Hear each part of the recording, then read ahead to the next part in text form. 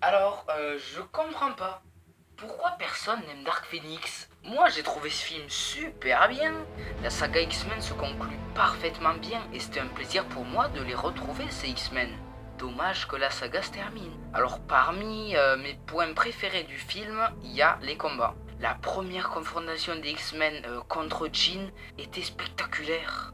Chaque personnage sait se rendre utile lors du combat et les plans d'action sont vraiment super, surtout quand Quicksilver passe à l'action. Et en parlant de ce dernier, il est pas présent dans le reste du film en fait. C'est vraiment dommage étant donné les plans super qu'il peut nous donner et ses capacités de ouf. Et pour en revenir au premier combat, il se finit sur la mort de Raven. Et le problème c'est que j'ai presque ressenti aucune émotion quand elle est morte. Et c'est pareil pour la pseudo-mort de Jean.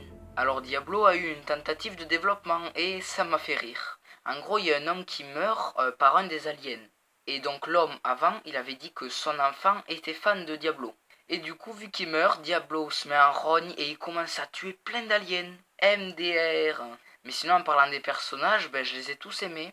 Et chacun a sa part de développement, surtout Hank et Eric qui changent complètement de vision. Et la BO du film est composée par Hans Zimmer. J'étais même pas au courant et je l'adore parce qu'en plus je l'avais déjà entendu dans une des bandes annonces de Dark Phoenix. Donc c'est celle-ci.